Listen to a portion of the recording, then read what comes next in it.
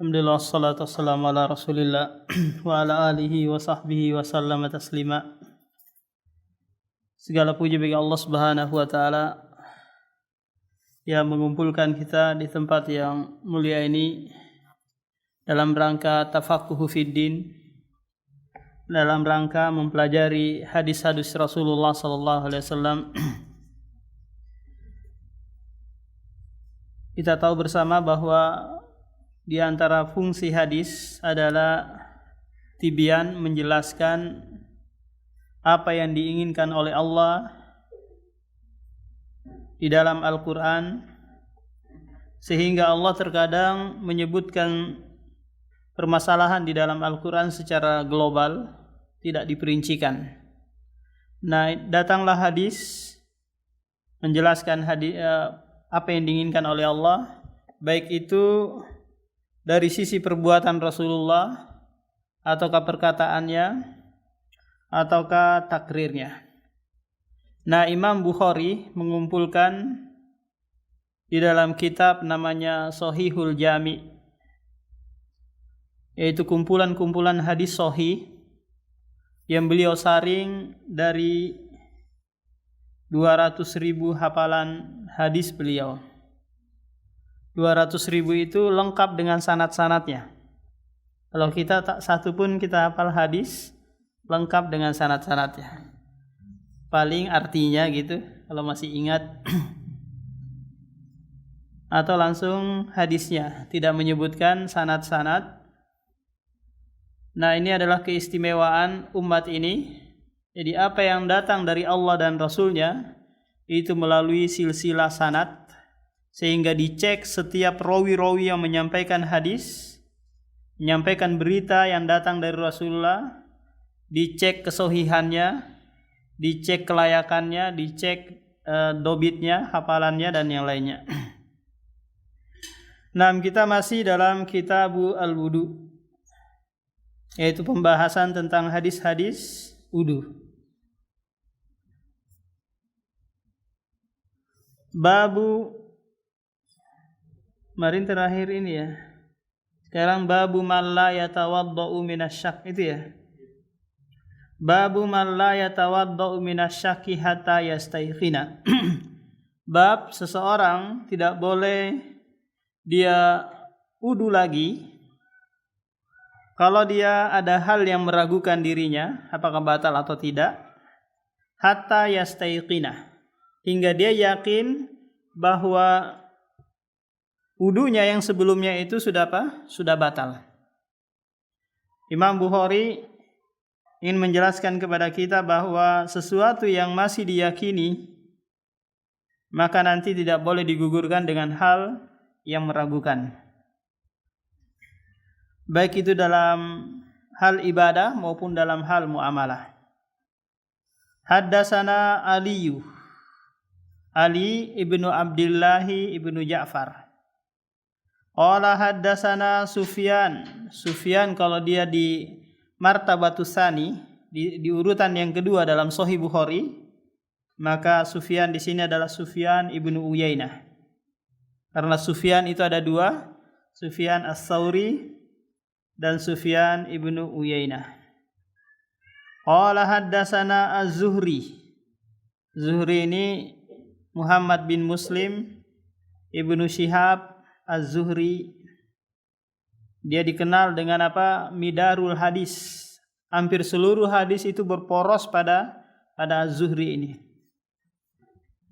An Sa'id ibni Musayyab wa an Abbad ibni Tamimi ibni Asyiyah ibni Gosyiyah an ammihi.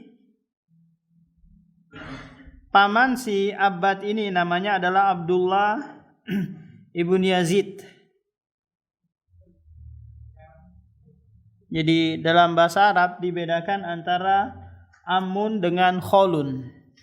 Kalau amun itu adalah paman dari bapak, saudaranya bapak. Kalau kholun itu saudaranya ibu.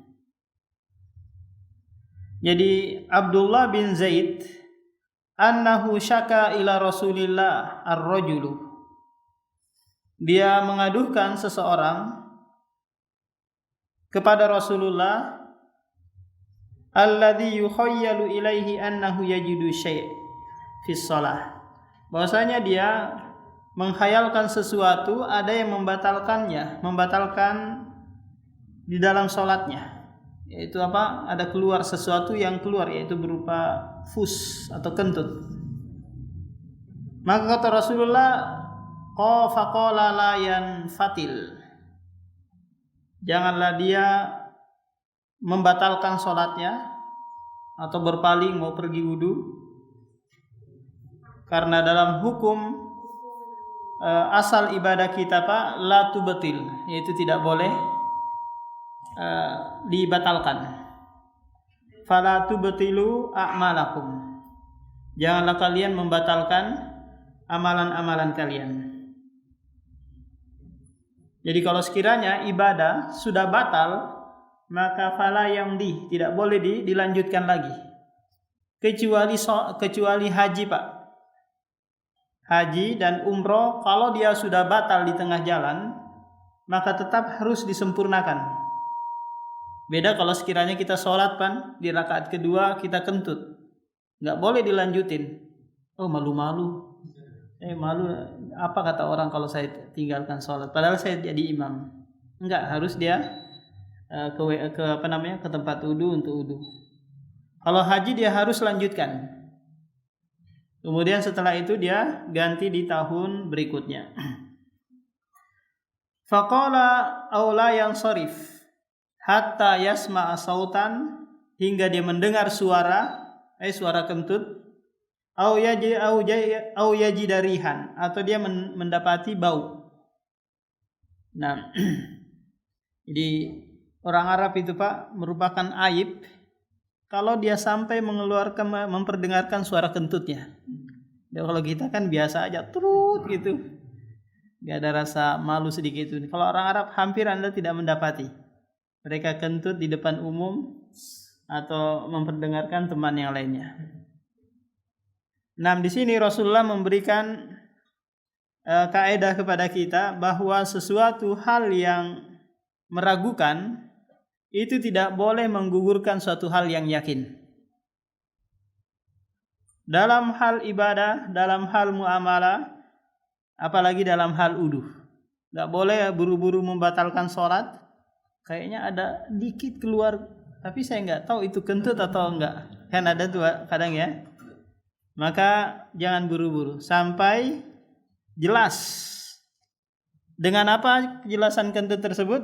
Dengan adanya suara atau adanya bau. Biasanya kalau di samping kita sudah pegang-pegang hidung, maka ini dia yang tercium atau kita yang tidak tercium.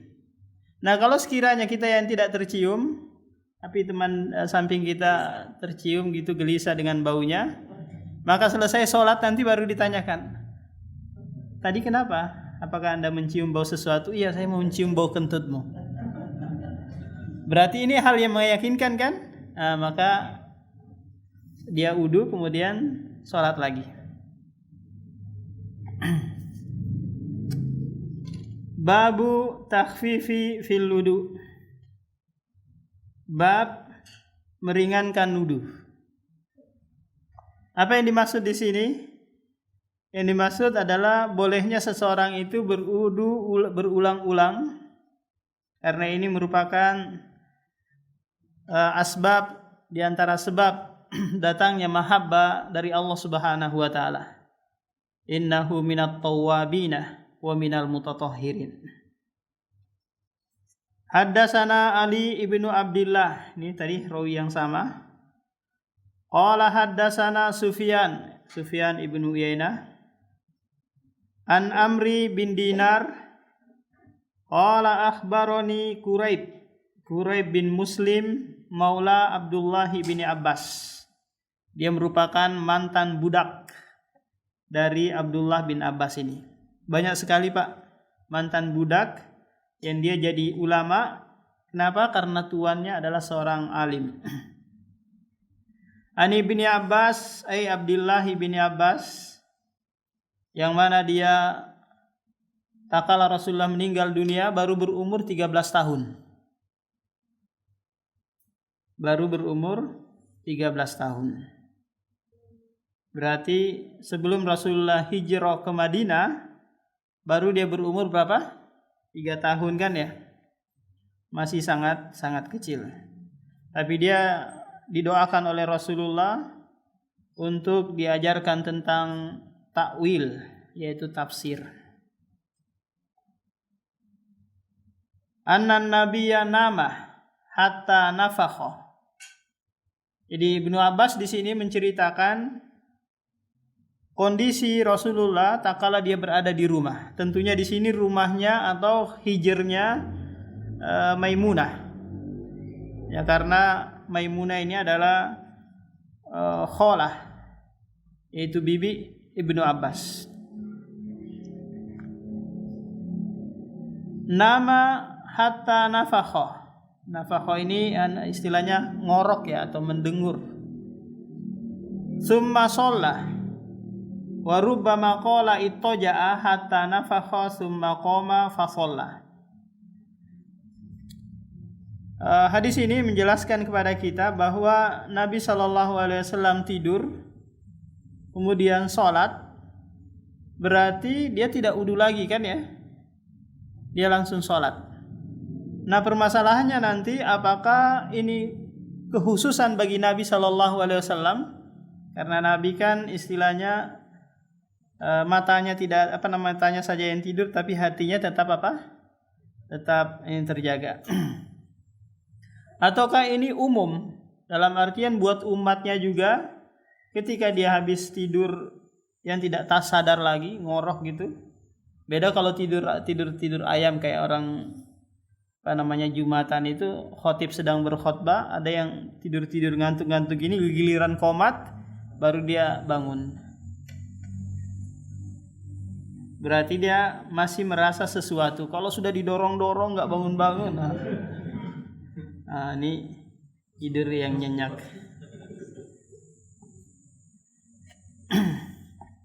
Summa qoma fa shalla. Kemudian dia bangun lalu salat. Tentunya yang dilakukan di sini Rasulullah adalah salat malam. Summa haddatsana ibihi Sufyan marra ba'da marrah. Jadi di sini Ali bin Abdullah mengatakan bahwa Sufyan ini menyampaikan hadis ini berulang-ulang kepada kami. Berulang-ulang sehingga dia hafal apa yang disampaikan oleh Sufyan ibnu Uyainah. An Amri bin Dinar, an Quraib, sudah tadi Quraib bin Muslim, Maula Abdullah bin Abbas. An ibni Abbas qala bittu inda kholati Maimunah. Kata Abdullah bin Abbas, aku pernah bermalam di kamarnya Maimunah, yaitu di kamarnya tantenya. Karena ponakan dengan tante itu adalah mahram, bukan tante girang ya. Tapi tante saudara ibu. Jadi Maimunah ini adalah kholahnya. Kita tahu bahwa Rasulullah tidaklah dia membangun kamar untuk istri-istrinya kecuali memang baru dinikahi, baru dibuatkan. Tidak disiapkan dulu gedung, nanti di sini istri saya, padahal istrinya belum datang atau belum dikenal siapa dia. Jadi hijr yang ada hanya berupa kamar-kamar sempit gitu, yang ukurannya 1,5 meter, lebarnya sekitar berapa meter gitu saja. Makanya turunlah ayat yang berbunyi Al-Hujurat, atau ayat yang berjudul atau surah yang berjudul Hujurat, yaitu kamar-kamar. Lailatan, suatu malam, faqaman Nabi, lalu Nabi SAW bangun dari tidurnya. Falamma kana fi ba'dil laili. Nam takala di sebagian malam, qaman Nabi sallallahu alaihi wasallam. Nabi bangun, fatawaddo'a, lalu dia wudu, min sya'ni mu'allakin wudu'an. Kemudian dia wudu dari bejana yang kecil. Wudu'an khafifan. Wudu yang ringan, dalam artian wudu yang sempurna tentunya, tapi tidak menggunakan air yang banyak. Nanti Abdullah bin Abbas mempraktekkan bagaimana cara wudu menggunakan air yang sedikit. Yukhaffifuha amrun wa yuqalliluhu. Jadi Amr bin Dinar di sini mengatakan khafifan atau qalilan. Ini maksudnya. Jadi terkadang Amr bin Dinar menyampaikan kepada Sufyan itu dengan lafaz khafifan atau qalilan. Jadi dia syak. Rawi ini ragu apakah khafifan ataukah qalilan. Nah, di situ antum apa? Hadisnya? Khafifan ya. Jadi memang dalam periwayatan hadis itu dibolehkan riwayatu bil lafdi atau bil makna. Meriwayatkan hadis dengan apa? Dengan lafaz yang muradif, yang sama atau sinonim, atau riwayatul makna. Meriwayatkan secara makna. Wa qama yusolli. Kemudian kata Abdullah bin Abbas, Rasulullah berdiri lalu salat. Fatawaddatu, lalu aku juga wudu. Nahwa mimma tawaddo'a. Semisal apa yang dia wudukan. Semisal dia wudu. Tsumma ji'tu, kemudian aku datang. Fakumtu an yasarihi, lalu aku berdiri di sebelah kirinya. Di sini Rasulullah sallallahu alaihi wasallam tidak melarang Ibnu Abbas ikut berjamaah. Kenapa ini? Padahal ini sholat sunnah kan ya, sholat malam. Ini mimbabit ta'lim, untuk mengajarkan Ibnu Abbas tata cara pelaksanaan sholat malam. Adapun kalau ini menjadi rutinitas setiap malam sholat tahajud berjamaah atau sholat malam berjamaah, maka ini adalah bid'atun yang mungkar, bid'ah yang menyesatkan. Di sholat malam itu yang berjamaah hanya tarawih, ya, hanya tarawih di bulan Ramadan. Wa rubbama qala Sufyan an shimalihi. Nah, kata Ali bin Abdullah, terkadang Sufyan menyampaikan lafaz hadis ini dengan apa? Dengan an shimalihi, bukan an yasarihi. Padahal ini kan muradif ya, sinonim. Yasar sama shimal ini maknanya sama, kiri. Fahawwalani, lalu Rasulullah memindahkanku an yaminihi, ke sebelah kanannya. Ini mengajarkan kepada kita bahwa jika makmumnya satu orang, maka posisi berdirinya itu di sebelah kanan imam, dan dia sejajar, tidak satu agak di belakang dikit atau lebih belakang lagi, enggak. Dia sejajar dengan imam. Kemudian berdiri di sebelah apa? Di sebelah kanannya. Ini sekaligus mengajarkan juga kepada kita bahwa al-jama'atu fi sholati yu'tabaru makmumun wahid. Bahwa berjamaah salat berjamaah, jika makmumnya satu orang, maka itu sudah dianggap. Apakah itu salat berjamaah, salat wajib 5 kali, ataukah salat Jumat? Dulu kita di Batua sana seperti itu, karena nggak ada masyarakat yang mau datang di masjid Imam Syafi'i itu. Jadi satu makmumnya, seana juga yang khotibnya, yang makmum ini sekaligus juga muadzinnya. Nah, masyarakat nggak mau datang sholat di sana karena isu menyebar bahwa Masjidnya itu nggak ada masjidnya nggak ada mihrabnya. Memang nggak ada mihrabnya kan, rata.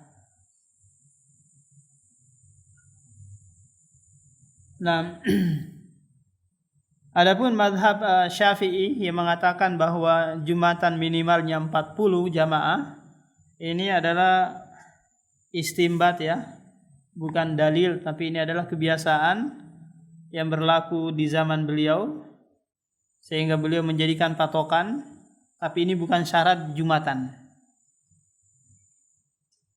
Nah, kemudian setelah itu kata penulis di sini, summa shalla ma sya'allahu. Kemudian dia salat sesuai apa yang Allah kehendaki. Jadi Abdullah bin Abbas tidak menyebutkan berapa rakaat dia salat. Berapa rakaat Rasulullah salat. Summa taja'ah. Kemudian dia berbaring lagi. Fanama, lalu dia bangun. Hatta nafakha. Fanama hatta nafakha. Jadi dia tidur hingga mengorok, mengeluarkan suara gitu. Summa atahul munadi. Kemudian munadi, muadzin di sini mendatangi Rasulullah. Jadi tentunya ini adzan subuh sudah berkumandang. Cuma tinggal qomat. Ya, tinggal qomat. Karena qomat itu adalah perintah dari dari imam. Jadi kalau bilang imam qomat, ya qomat. Jangan muadzin yang memaksa memaksa imam. Ayo. Imam harus maju. Ini muadzin sudah Sudah qomat. Jadi Bilal atau Abdullah ibnu Umi Maktum, tentunya di sini Bilal ya, mendatangi Rasulullah, kemudian mengatakan bahwa mau ditegakkan sholat. Lantas Rasulullah sholat, dan di sini tidak melaksanakan sholat qobliyah. Faqama ma'ahu ila sholati. Lalu Rasulullah berangkat bareng Ibnu Abbas ke masjid. Kita tahu bahwa rumah Rasulullah itu dempet langsung dengan dengan masjid. Jadi tinggal melangkah saja. Fasollah, lalu dia sholat. Sholat berjamaah. Yang menjadi pembahasan inti di sini perkataan ini, walam yatawaddo. Dia tidak wudu. Ya kan? Rasulullah di sini sudah tidur, ngorok lagi, tapi tidak wudu.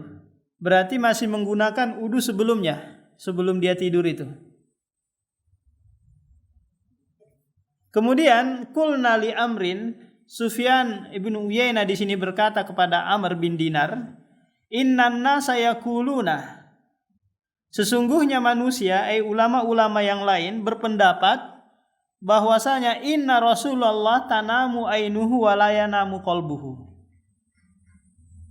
Berarti perbuatan ini adalah kekhususan. Ini sebagian pendapat ulama yang lain. Paham? Ini menjadi kekhususan Rasulullah. Alasannya adalah Rasulullah itu tidur matanya, tapi hatinya tidak tidur. Beda dengan kita, semuanya mati kan?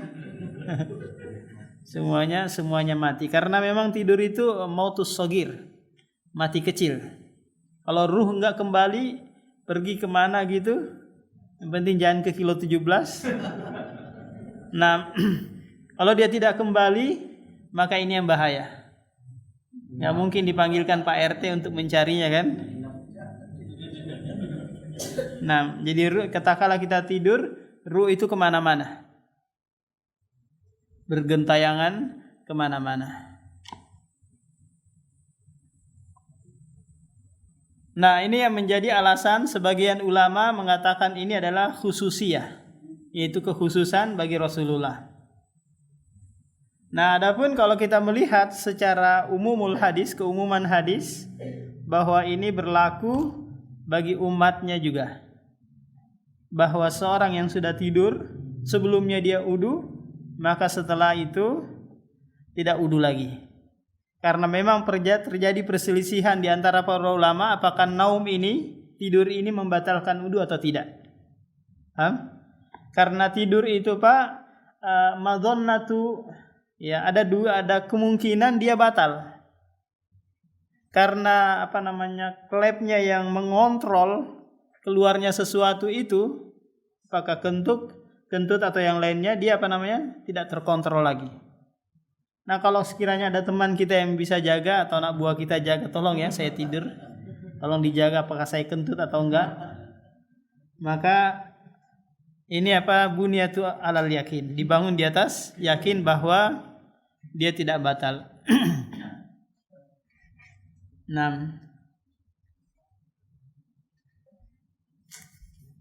Qala Amrun, kemudian Amr bin Dinar berkata, sami'tu Ubaidah ibnu Umair yaqulu. Ini merupakan guru dari Amr bin Dinar, berkata ru'yal anbiya'i wahyu, bahwasanya mimpi nabi itu adalah wahyu, menunjukkan bahwa tatkala nabi tidur pun tetap menerima wahyu. Paham? Tetap menerima wahyu. Ini penguat bahwa ini adalah kekhususan Nabi sallallahu alaihi wasallam. Tsumma qara, kemudian dia membaca Ubaid ibnu Umair, inni ara fil manami anni adbahuk. Ini merupakan perkataan Ibrahim alaihi salam yang dinukil oleh Allah tatkala Ibrahim bermunaqasyah, menyampaikan kepada Ismail, inni aku bermimpi menyembelihmu. Ya, bermimpi. Kira-kira setan enggak ini? Yang memberitahukan atau menyampaikan kepada kepada Ibrahim alaihissalam. Enggak, ini adalah wahyu. Nah, jadi pelajaran yang bisa diambil dari hadis ini bahwa naum tidur itu la yubtil wudu, tidak membatalkan wudu. Babu isbagil wudu, bab menyempurnakan wudu. Wa qala Ibnu Umar isbagul wudu ay al-inqa'u. Maknanya sama, yaitu menyempurnakan sesuai dengan rukun-rukun dan kewajiban wudu. Haddasana Abdullah ibnu Maslabah al-Qanabi an Malik ay Malik ibnu Anas ibnu Malik ibnu Amru. Dia merupakan imam ahlu Madinah. Dia terkenal mazhabnya mazhab Malikiyah. Dan dia tidak pernah memerintahkan murid-muridnya membuat mazhab.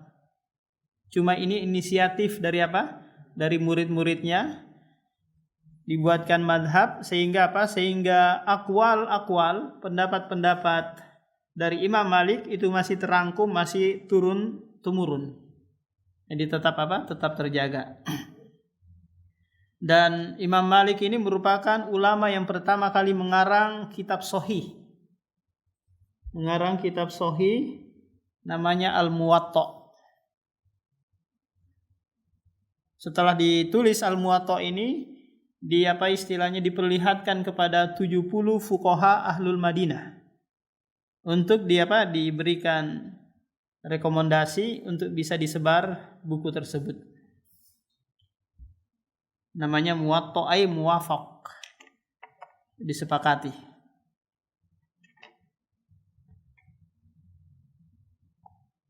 An Malik an Musa ibni Uqbah ibnu Ayashi an Quraib, tadi Quraib maula Abdullah ibnu Abbas, an Usamata ibni Zaid sahabiyun jalil, annahu sami'ahu yaqul,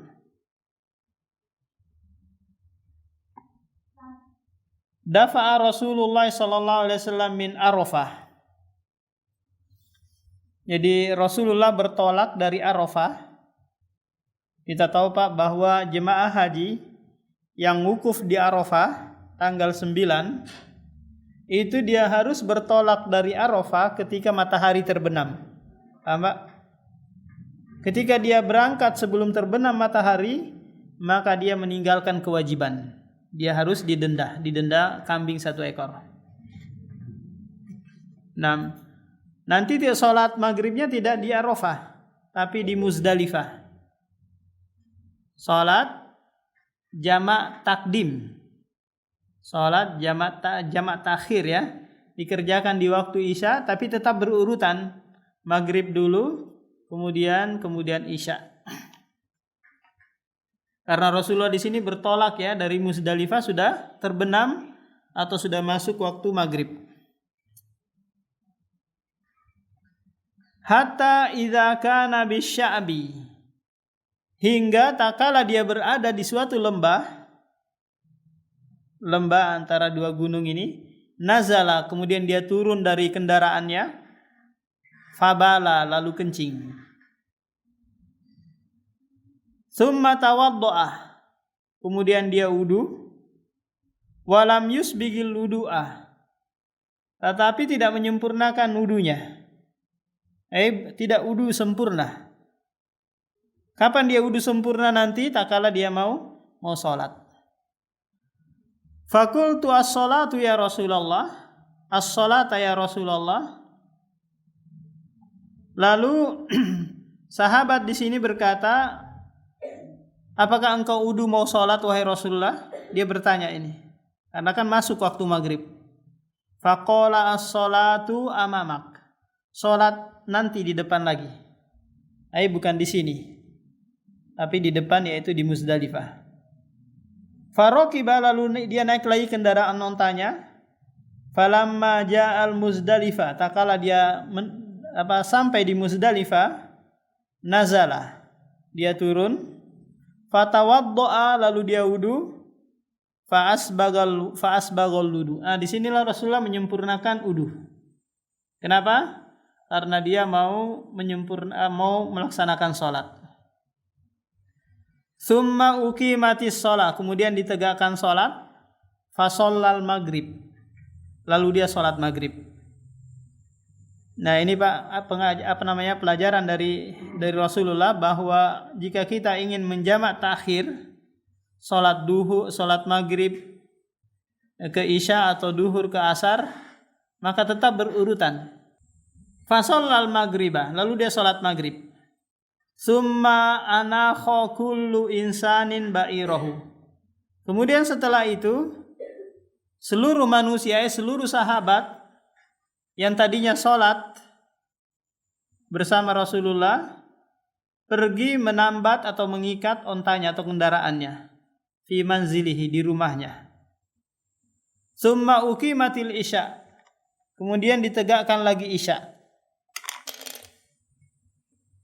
Fasolla, lalu dia sholat. Nah, di sini tidak disebutkan apakah dia sholat isyanya ini dikosor ataukah tidak. Yang jelasnya bahwasanya dia menyempurnakan sholatnya. Kemudian di situ walam yusolli bainahuma. Sahabat di sini memberikan catatan bahwa Rasulullah itu tidak sholat di antara keduanya.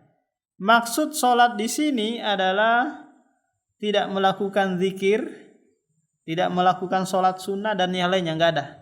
Paham? Tidak ada kegiatan zikir-zikir lagi setelah apa? Setelah sholat. Ini dia dalam keadaan safar. Dalam keadaan apa? Dalam keadaan safar. Karena memungkinkan Rasulullah di sini apa? Atau dibolehkan bagi Rasulullah di sini untuk mengqosor. Ya kan? Mengqosor isya. Dia jamak sekaligus apa? Mengqosor. Kemudian tidak ada lagi apa? Tidak ada lagi sholat sunnah dan yang lainnya. Karena yang wajib saja sudah dikurangin kan? Jadi tidak perlu lagi menambah sholat-sholat yang lain.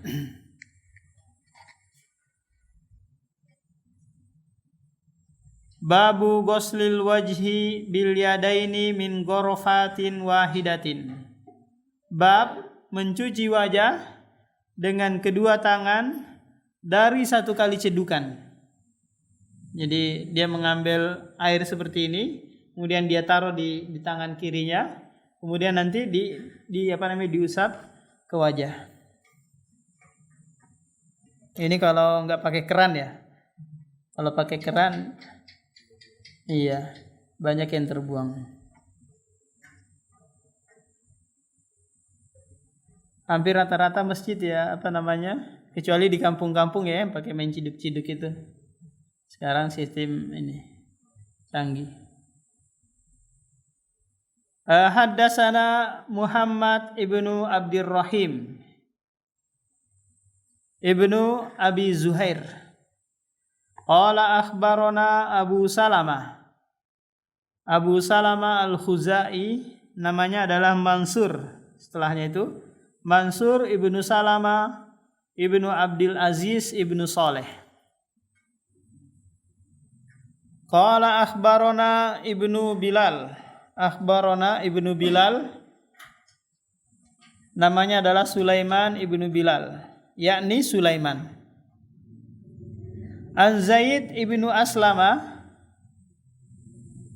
Zaid ibnu Aslama an Atha ibnu Yasar. Ini merupakan murid senior dari Ibnu Abbas.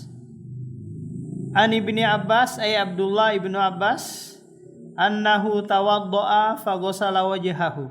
Jadi Abdullah bin Abbas di sini mempraktekkan wudu yang dia lihat dari Rasulullah. Faghasala wajhahu. Lalu Abdullah bin Abbas ini mencuci wajahnya dengan cara apa? Dengan cara akhadha ghurfatan min ma'in. Dia mengambil cidukan dengan tangan kanannya. Famat madoh biha wastansyaqa. Dia berkumur-kumur dan memasukkan air ke dalam hidung.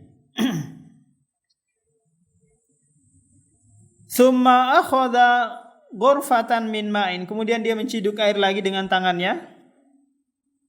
Faja'ala biha hakadha. Kemudian kata Atha bin Yasar, Abdullah bin Abbas itu menuangkannya ke tangan kirinya. Paham? Air yang dia ambil dari cidukan tangan kanan tadi dituangkan ke tangan kirinya, telapak tangan kirinya.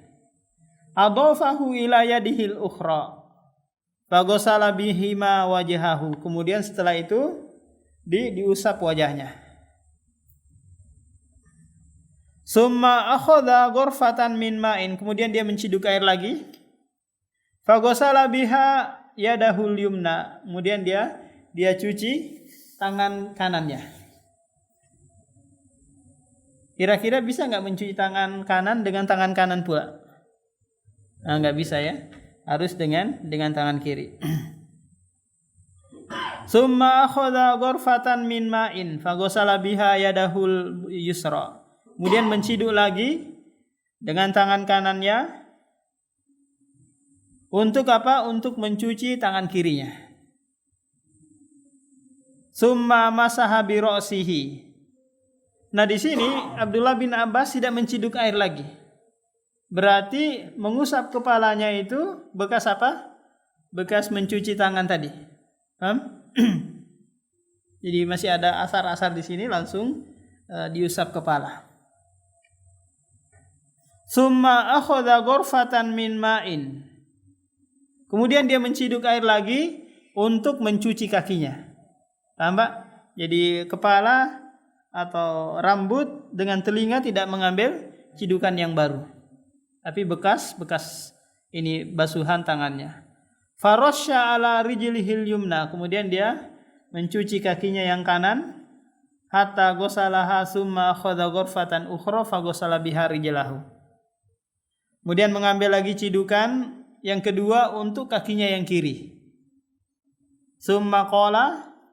Kemudian Abdullah bin Abbas berkata, hakadha, demikianlah ra'aitu Rasulullah yatawaddau.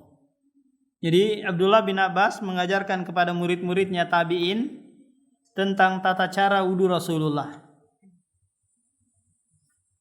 Nah, jadi Abdullah bin Abbas ini melihat langsung tata cara wudu Rasulullah, di mana Rasulullah tidak mubazir menggunakan air, sederhana dalam menggunakan air, dan itu cukup. Ya cukup untuk wudu. Nah, ada yang mau ditanyakan, Pak? Saya baca kalau wudu itu bagaikan kita mandi di dalam sehari 5 kali. Iya. Terus kalau ada orang yang memahaminya membandingkan dengan mandi, terus ini membandingkan juga boleh diganti dengan mandi. Iya, itu kiasun batilun kan. Itu pengkiasan batil. Kata Rasulullah seperti perumpamaan menunjukkan orang itu bersih kan ya, karena dibersihkan terus sampai 5 kali seperti orang yang mandi.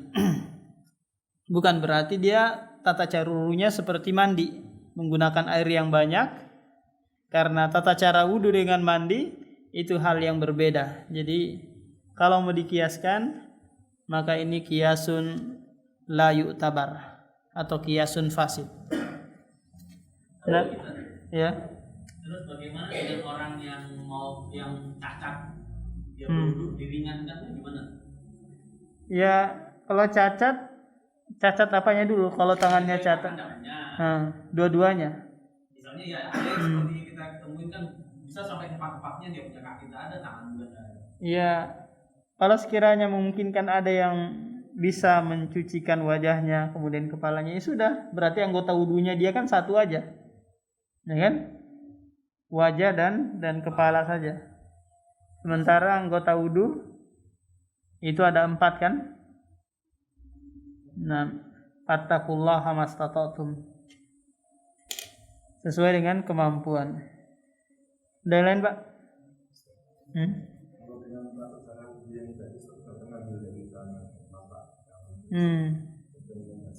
Iya. Kita tuh masih yakin sudah tercukupi. Kadang-kadang pas kaki itu kita ragu apakah sudah tercukupi semua. Jadi kalau yang wajib itu kan 1 kali Pak ya. Nah kalau sekiranya cidukan pertama enggak, kayaknya masih ada yang kurang ini, maka ambil lagi cidukan yang kedua untuk membasuh yang kemungkinan tadi dugaan belum kena ini, dibasuh lagi, tapi tentunya dari ujung ya, dari ujung kemudian ke belakang. Nah seperti itu. Kalau mau ngambil yang wajibnya saja. Kalau mau ngambil sunnahnya 2-2 atau 3-3. Demikian subhanallah bihamdihi.